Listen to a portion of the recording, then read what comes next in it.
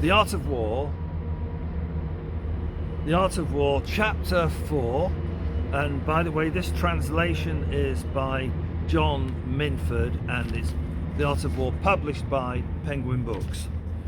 Now what we've done 3 chapters so far, so what I'm going to do is just quickly review them. Then I'm going to go into 22 verses about forms and disposition.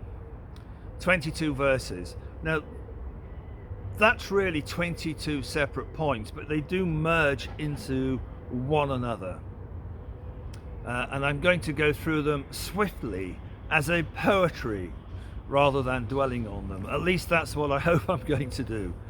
Okay, so we've done 3 chapters so far.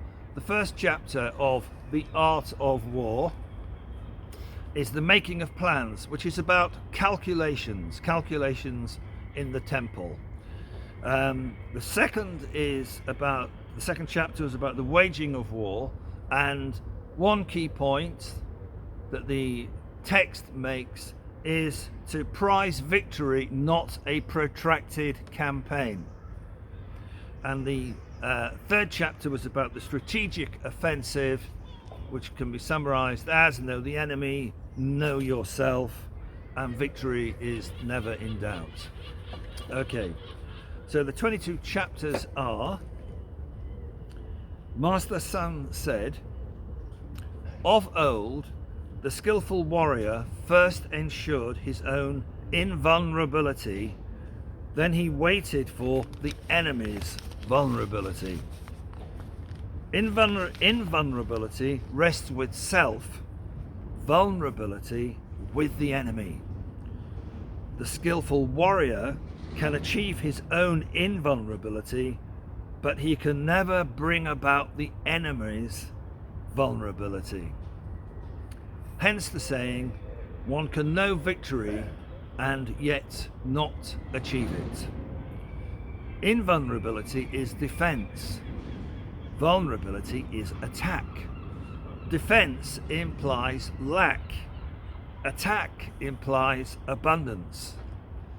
A skillful defender hides beneath the ninefold earth.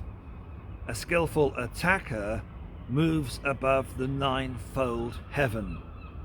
Thus they achieve protection and victory intact. To foresee the ordinary victory of the common man is no true skill.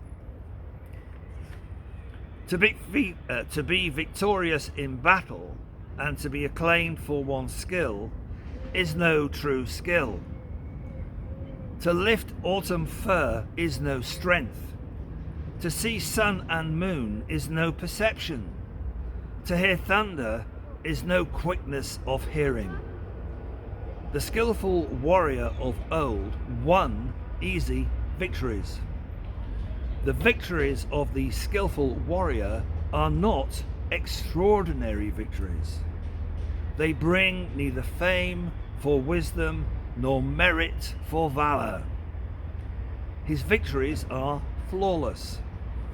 His victory is flawless because it is inevitable. He vanquishes an already defeated enemy. The skillful warrior takes his stand on invulnerable ground. He lets no chance of defeating the enemy. I'm going to say that again. The skillful warrior takes his stand on invulnerable ground. He lets slip no chance of defeating the enemy. The victorious army is victorious first and seeks battle later. The defeated army does battle first and seeks victory later.